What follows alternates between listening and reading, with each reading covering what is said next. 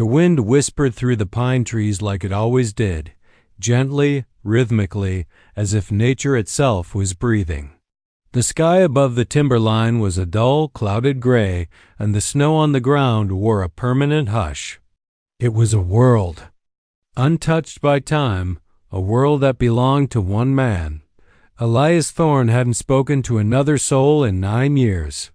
His beard had grown long and coarse, his hands calloused from years of chopping wood, hunting and building, not just structures, but walls around his heart. His cabin stood firm in the center of the woods, miles from the nearest town, surrounded by a forest that no longer frightened him. It was his kingdom of solitude and his self-imposed prison. He had not always been this way. Once, Elias had been a husband, a hopeful man who had built that same cabin for the love of his life, Amelia. She had been pregnant, laughing at the snowflakes that caught in her dark hair, asking Elias to build a swing between the birch trees, but the winter of their dreams turned deadly. One stormy night, she went into labor, early and alone, while Elias was hunting miles away. By the time he returned, she and the baby were both gone, their bodies cold, their faces frozen in fear. That winter changed Elias forever. He buried them beneath a cedar tree behind the cabin and never left the forest again. That each morning began the same way: wake before the sun, stoke the fire, and split wood. His axe struck with precision and rhythm, thud, crack, thud, the only heartbeat he trusted anymore. He hunted deer and trapped rabbits. He fished by the icy stream and dried meat for storage. Elias read old books by candlelight and carved wooden figurines with a pocket knife that had once belonged to his father. The days bled together like ink in the snow, indistinct, cold, and quiet. But something began to shift out. It started with a noise, faint, fleeting, one morning just before dawn. A soft rustle near the fence post, a creak of wood. Elias froze, axe in hand, scanning the shadows. Nothing, only wind. Still, his gut twisted. Animals didn't make that kind of sound, nor did ghosts. But he told himself it was imagination. The forest played tricks.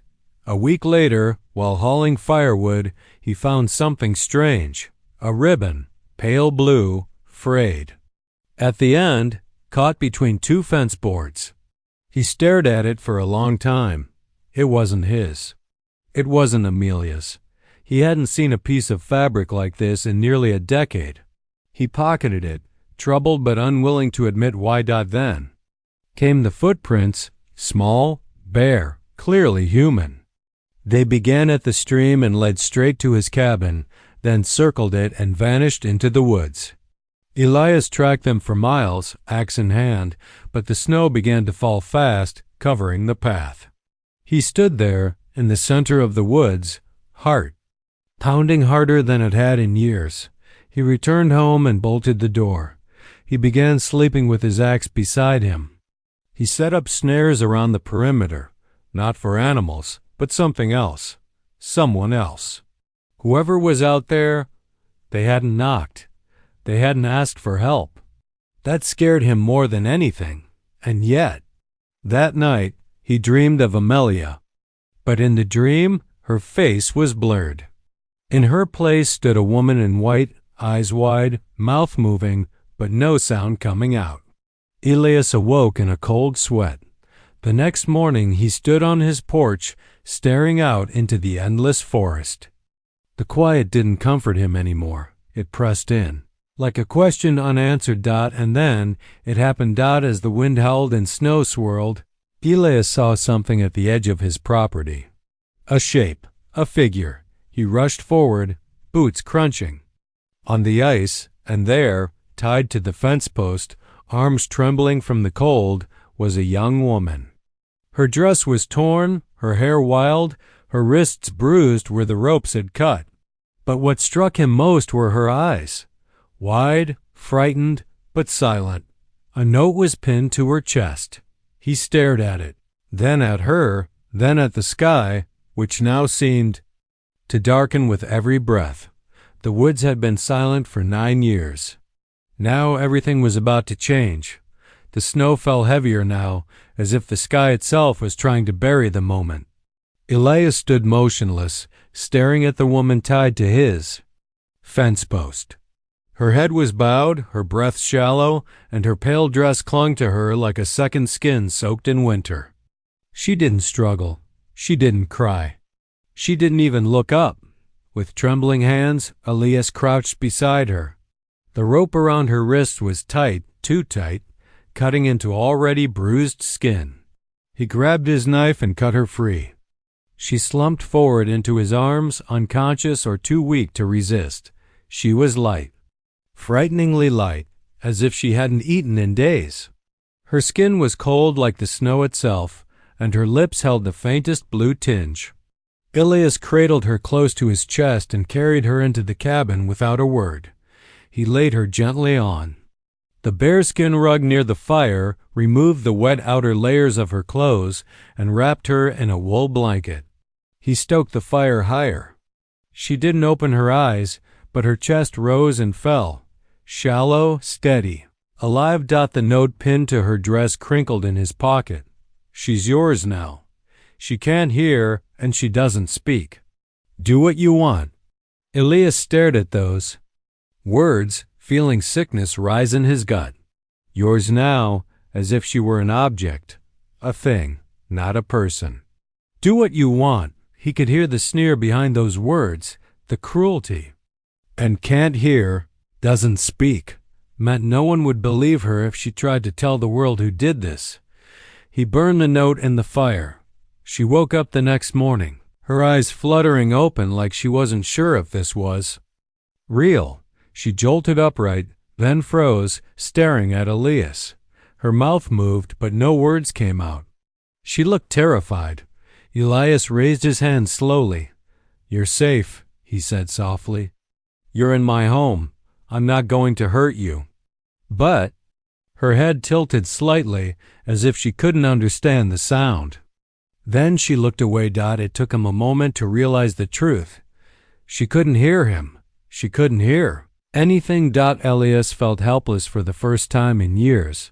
He moved carefully. He offered her warm broth and fresh water. She looked at it, then at him. Hesitantly, she sipped it.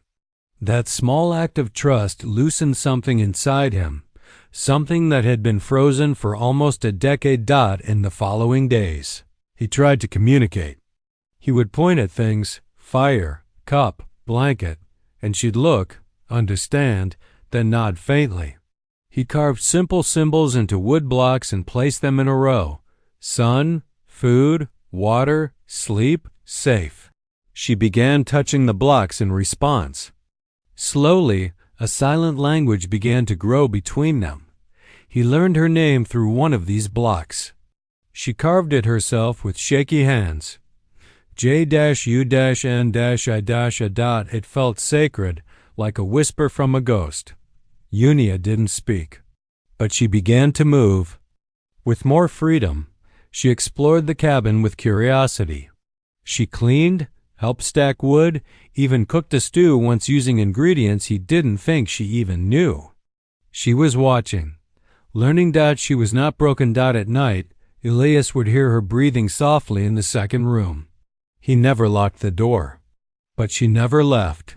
One morning, he found her standing barefoot in the snow, staring up at the cedar tree, where his wife and unborn child were buried.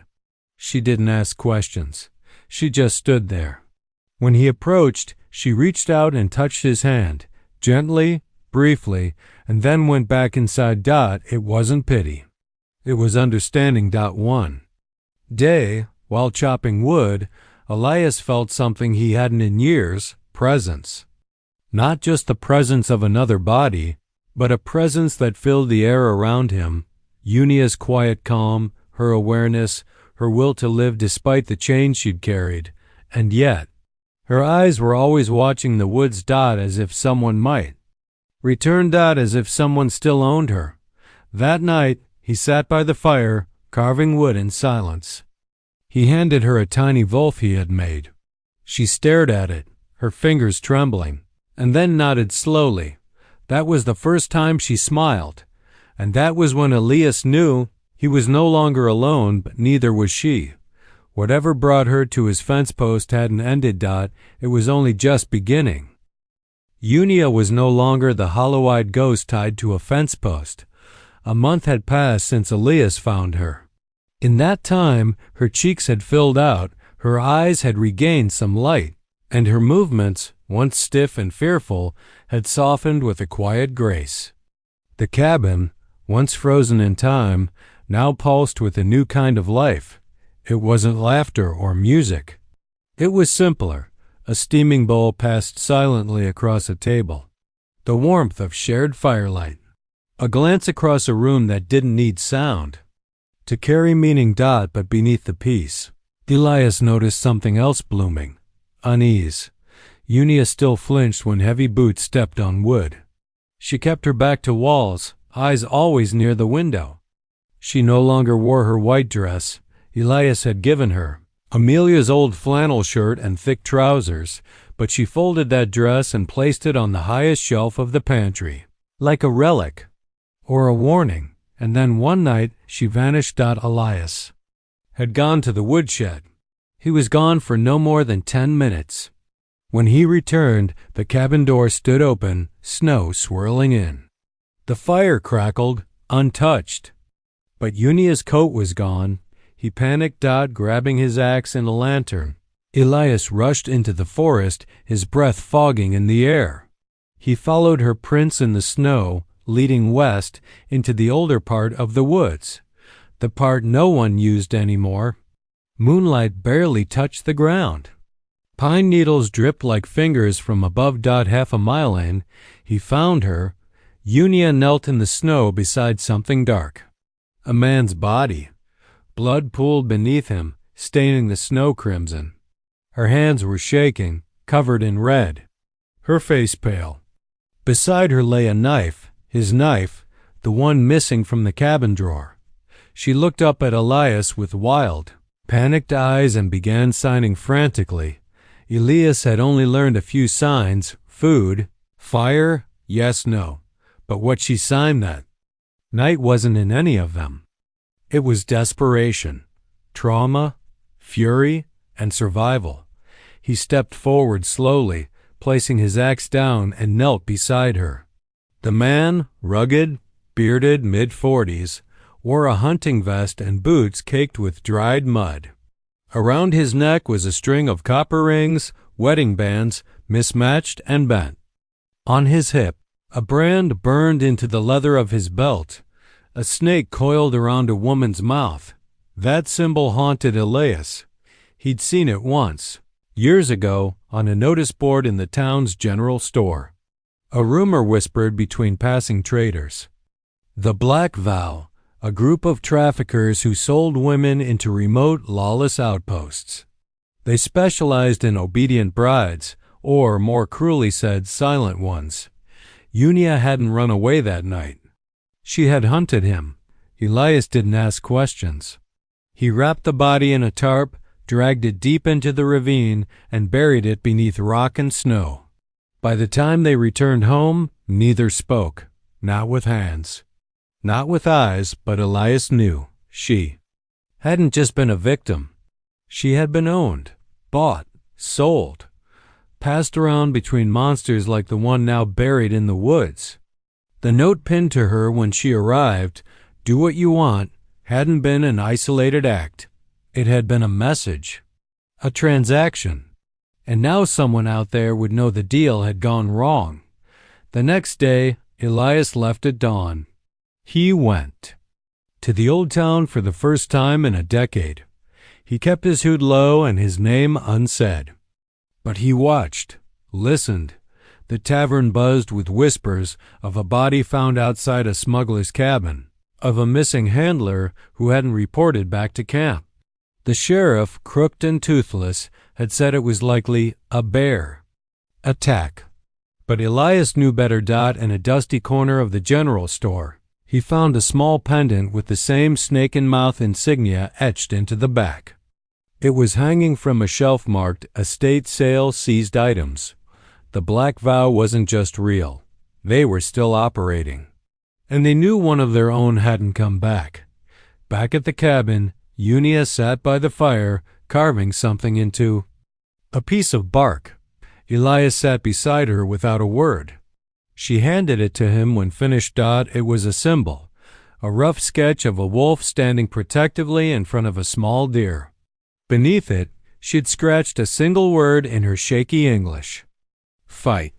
Elias stared at it for a long time. She wasn't asking him to protect her. She was asking him to stand beside her. That night, they boarded the windows, reinforced the door, built traps around the perimeter. The forest wasn't their prison anymore. It was their battleground. Something was coming. And this time, Elias wouldn't hide. The forest had grown quiet. But it wasn't peace. It was the breath before a storm. For days after Elias returned from town, the woods seemed to hold their breath. The birds flew higher. The animals stayed hidden. Even the wind crept rather than howled. Elias and Unia knew it wouldn't last. The black vow, whoever they truly were, had lost one of their own. And men like that didn't let things go. So they prepared. Elias, who had once carved toys and animals from pine and cedar, now carved stakes. He laid tripwires, buried bear traps, reinforced every door and window of the cabin. He and Unia worked in complete sync. No words, no sound, just shared glances and silent understanding. Unia was no longer afraid. She carried a blade now, not hidden, but proudly at her hip.